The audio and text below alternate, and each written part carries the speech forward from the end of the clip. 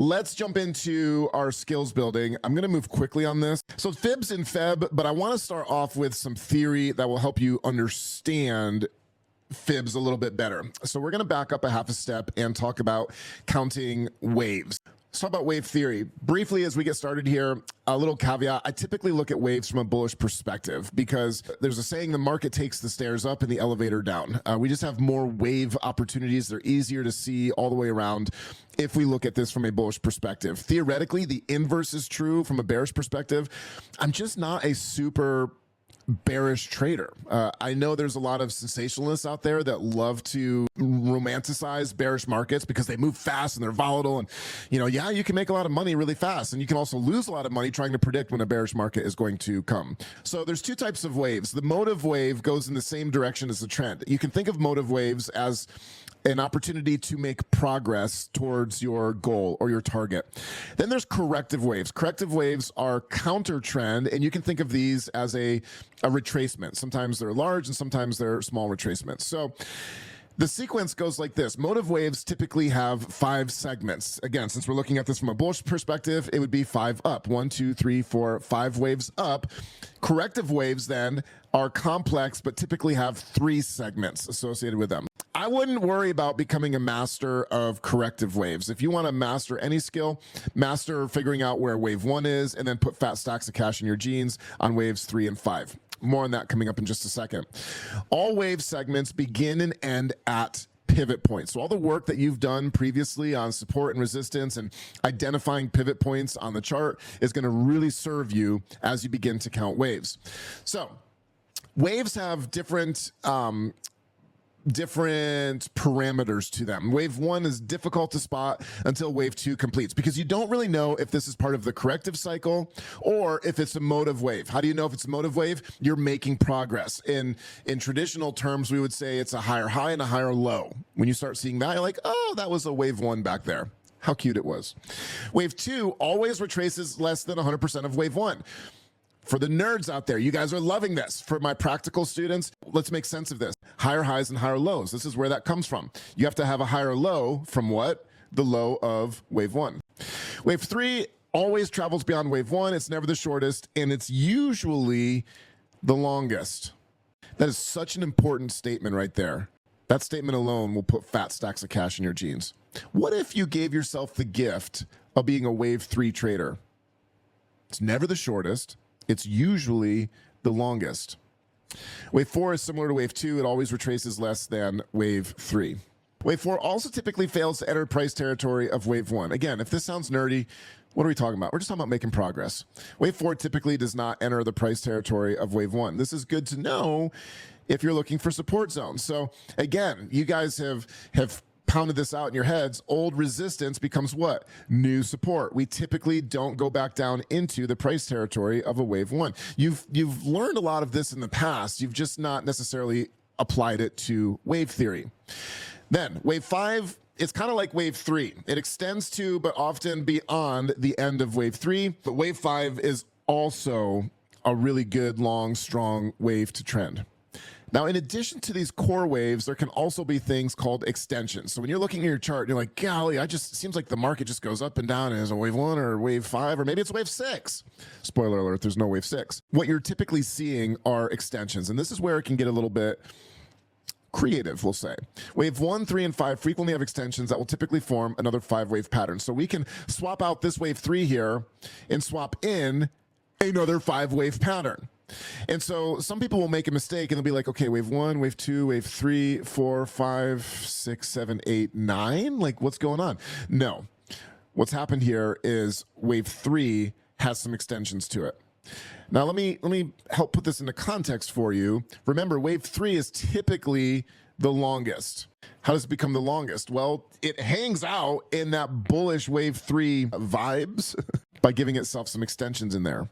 So what you might start doing in your charts, if you see a bunch of waves and you're like, Josh, it just looks like, it just looks like the market goes up and down, up and down, up and down. Start looking for groups of 5 and seeing if they, in context, will fit into a larger 5-wave fractal is the technical definition of that. Corrective waves, I'm not going to spend a lot of time here because many fortunes have been lost trying to predict corrective waves. Do not apply the making progress principle to the corrective waves. An example of this is the expanding triangle. Corrective waves are irrational, crazy, and can be difficult to trade. The guy that actually wrote the book on this, Bob Prechter, literally is like, we don't know. It's an amazing book. And then they get to these corrective waves and they're like, don't trade them. Unfortunately, it seems like everybody's attracted to trading corrective waves. So this is my advice to you. Don't trade them. So here's what it looks like on a more traditional chart. Can you all remember when the S&P 500, ticker symbol SPX, was back at 3,600? So let's take a look at it. Wave 1 is difficult to spot until wave 2 completes. So there's your wave 1. Wave 2 always retraces less than 100% of wave 1. So there's your wave 2. Did that come back less than 100% of wave 1? Yeah. Wave 3 always travels beyond wave 1. It's never the shortest, and it's usually the longest. Now, you can already see in here some of those subdivisions. 1, 2, 3, 4, 5. Wave 3 always travels beyond wave 1. It's never the shortest. It's usually the longest. Wave 4 always retraces less than 100% of wave 3.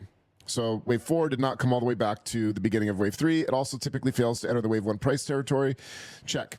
Wave 5 extends to, but often beyond the end of wave 3. So here was the end of wave 3. Wave 5 extends to, and often beyond the end of wave 3. Cool? There's your corrective cycle. Good luck with that. And then we start back in. Motive and corrective waves can be combined together to create waves within a larger fractal. So I love this, what's this called? Roman cauliflower or something like that, Roman broccoli. Each of these little cones looks like the other cone that's inside of it. So you can see, so there's kind of your cone, and then you've got these cones that are inside of it, and then the little nubbins that are on those cones look like what? Like the larger cones in front of them. And the same is true with wave counting. You've got cones upon cones upon cones. So here's a typical 5-wave sequence, wave sequence, 5 waves up and 3 waves down. And then we tack on another one, 5 waves up, 3 waves down. We tack on another one, 5 waves up, 3 waves down. And those all start to combine to form a larger fractal. Now we've got a single motive wave, 5 waves up. All the 5-wave sequences up are the directional, and then the retracements are the corrective, directional, corrective, so on and so forth. So here it is back on the S&P 500. There's our 5 waves up, our 3-wave correctional. This is where we ended that previous example, and now it continues on. Wave 1, 2, 3. Wave 3 is typically the longest. Wave 4, wave 5, and then we get back into corrective again. And then all of those can combine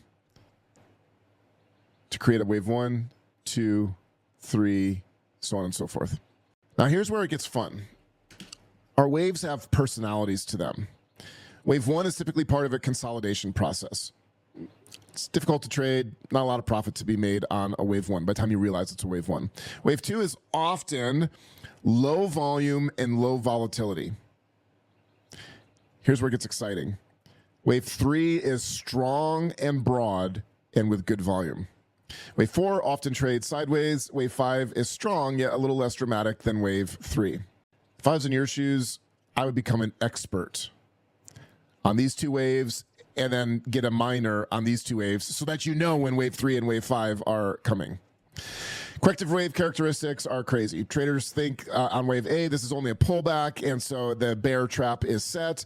Wave B, the bear bull trap is to be doomed by wave C. So if we've got a 5-wave sequence up, everybody's just thinking, oh, this is a pullback and it's going to continue on. And then that's the trap, it's set. And then wave C is a type of 3rd wave in that it liberates all of the profit from ignorant traders and transfers cash to the informed traders' genes. So here's how you put cash in your jeans. I would not trade the retracements of wave 1 and 4. I just wouldn't do it. And I wouldn't trade the corrective waves at all.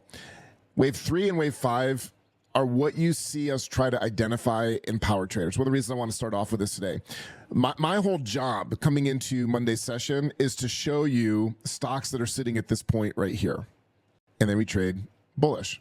Wave 1 is sometimes a possibility, but again, they can be difficult to spot. So usually we kind of luck into them more than actually intentionally finding them. But our system that we use to find a wave 3 and 5 will sometimes point out a wave 1 as well. You say, well, Josh, what about the corrective waves, or what about these retracements? I'm telling you guys, take a lesson from the salmon. Salmon also swim against the current or the direction of the trend right into a grizzly bear's mouth. I wouldn't do it. is my recommendation. I would trade with the direction of the dominant trend and or with the direction of the market. Now, here's how we apply this to fibs, and then I'll move on and take a look at some trade ideas with you guys for this week. Waves often have correlations to the golden ratio, which is what we use to measure our fibs. Fibs help accurately forecast the size of the retracement, and then our extensions, where we're going to be targeting the exit.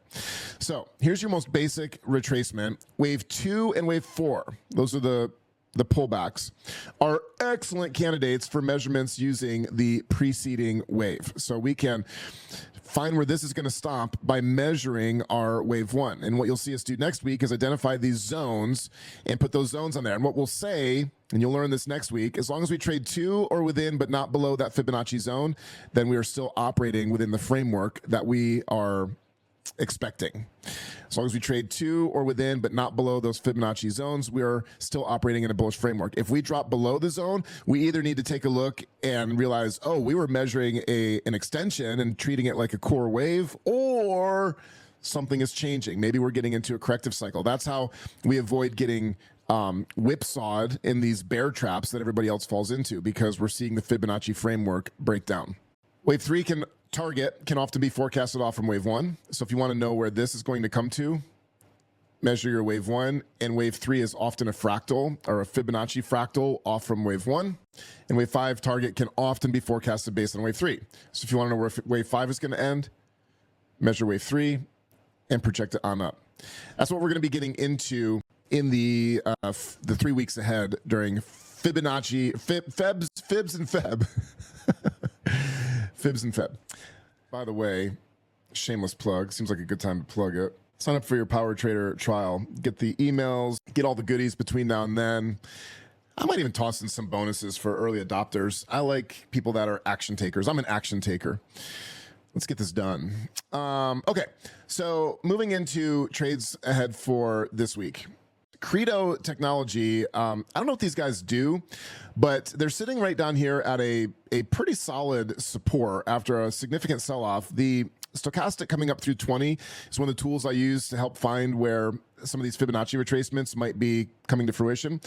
And I'm going to draw a fib. I'll teach you more how I do this next week, but I'm going to go off from, I don't think it's the top of that candle. There's a microscopic gap here. I'm going to use that. And on the way down, I'm just going to kind of check some of these levels here. This makes a lot of sense right there. And then, is there a second one? I'll leave this on here for now. If we're not careful, our screen can get super littered with fibs. So I'm pretty eager to get them off from there. I don't think we can go back that far. Yeah, it doesn't go back that far. So this is basically... we could extend it down. Let me try this. If we came all the way to the bottom, golly, it's pretty close. Pretty really close, actually. How is that not a confluence zone? I see it right there. It's the top of the gap. So some of you that have studied fibs with me know that gaps are super important. They're like a cipher. You know, the Enigma machine during World War II, and if you had the right cipher, you could understand the code and the messages going back and forth. And gaps are like your little cipher. It tells you where to be drawing your fibs from. So I had a gap on the top, gap on the bottom, and we bounced right on that bottom Fibonacci line. Side note, all of you that registered for open house got a video from me that walked you through my settings, and I briefly went through my Fibonacci settings there. I'll do a little more detail on that next week, but if you want to know how all these charts are set up, that's all in that video. So it's about a 20-minute video. It's amazing, if I do say so myself. So I'm measuring from this peak. This is obviously you know, the conclusion of something that was going on here. We're in an ABC retracement cycle, but remember, this can turn into a larger fractal. So we're trying to figure out how far back this will pull. I'm measuring to here. Some of y'all are freaked out that I'm drawing right to left right now. It's okay. I'm here to tell you everything is going to be okay. I do that with retracements because it makes my job so much easier.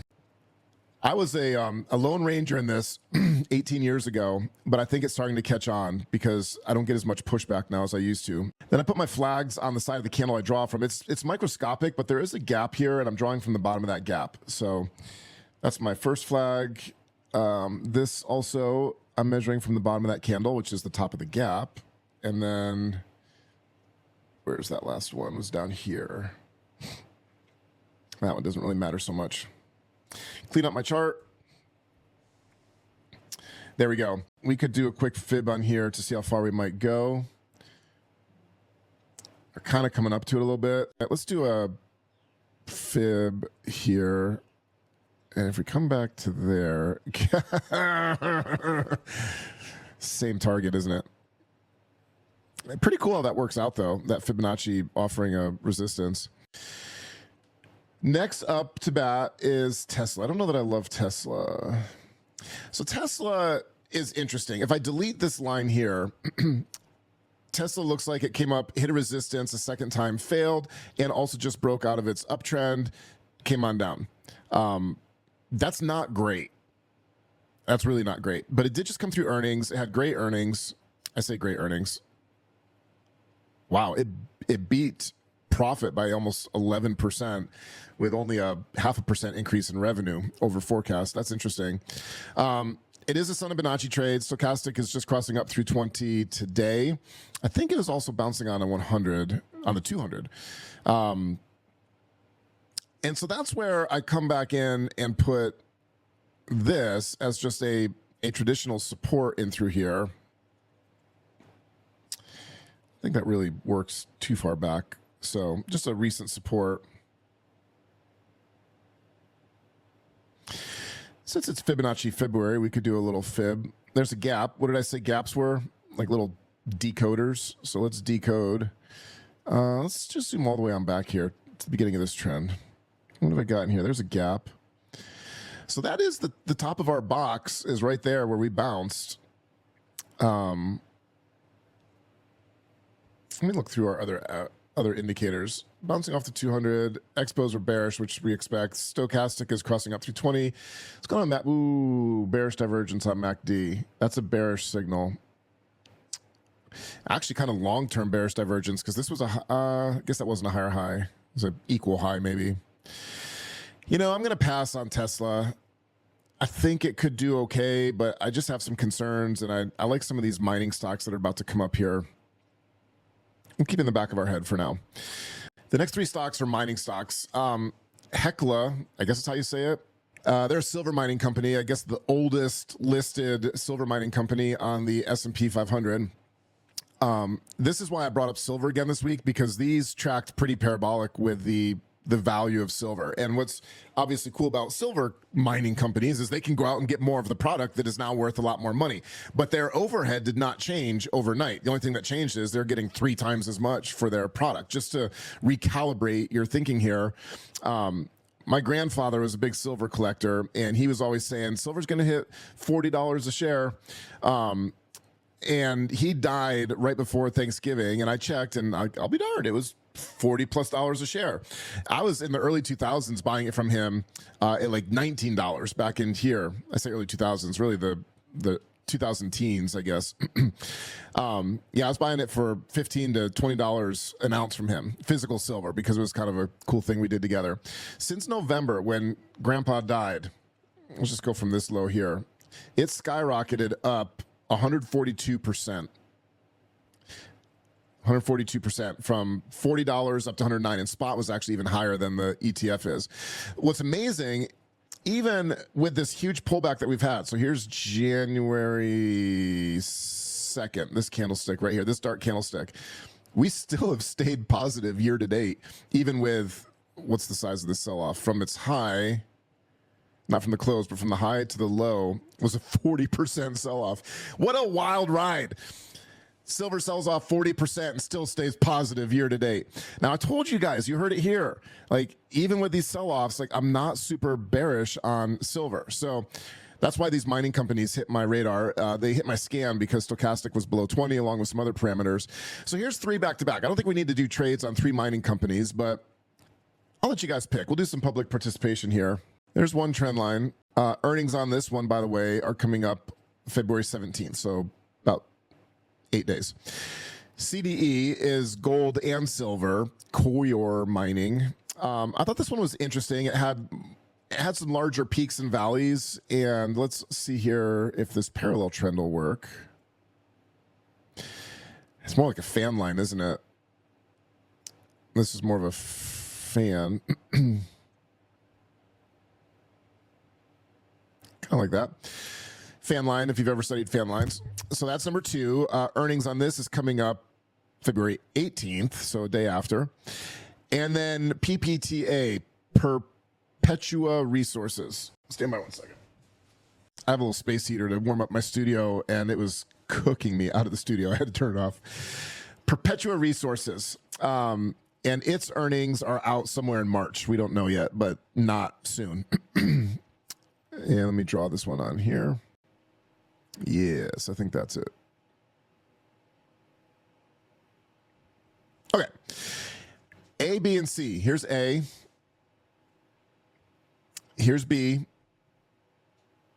And here's C. I'll show you one more time, but my personal favorite is this one, Perpetua. It seems to be a more stable, bullish channel in my opinion. Also looking at when stochastic was below 20, Perpetua did well. Did well. Did well. Did well. Where are we at? There we are. A, B, or C? What do you guys think? Type in the chat pane. It's a completely unscientific poll. There's Hecla Mining, oldest listed mining company, a silver mining company on the exchange. Coyor Mining. Perpetua. A, B, or C? Deanna says C. Burgess likes A. Okay. C, C, C, C, C, C, C, C. I'm going to work at setting up a trade on this. Target really is up at the top of this channel here. Maybe an intermediate target at the red line. See how we paused here before? But I'll put it up here. That's almost a 2R trade, 1.8R trade. You know what? Why choose scarcity when you can have abundance? We could do a trade on both. Here's the situation I've put myself in. If it makes money, I'll take credit for it. If it loses money, I definitely will blame Chris Burgess. I mean, that's a 3R. And I don't know if we're going to get back up to silver highs again. And this is going to track pretty close with silver. Not exactly, but it'll track. So there we go. Sorry, CDE, you're out. Nobody voted for you. I don't think anybody voted for B. Yeah, nobody voted for B. You're an FCX. Oh, okay. I'll take a look at that. Bro, look at you go. This is almost a qualified trade for me. I was talking about FCX 2 weeks ago on Power Trader. You know, this is almost a quasi. I think I'm wanting this too badly for you, but it's almost a quasi pennant pattern, which is a bullish continuation pattern. We saw that over here too, which is actually when we got into our Freeport McMoran trade, and then pulled back, but kind of looks like another. We'll see how today's candlestick ends. Could be another pennant pattern. I think I've got enough mining companies, so I'm not going to enter this FCX trade, but that's stellar. I like it. Check in with the S&P 500. What a great trade. What a great trade, y'all. Good job on Morning Glory.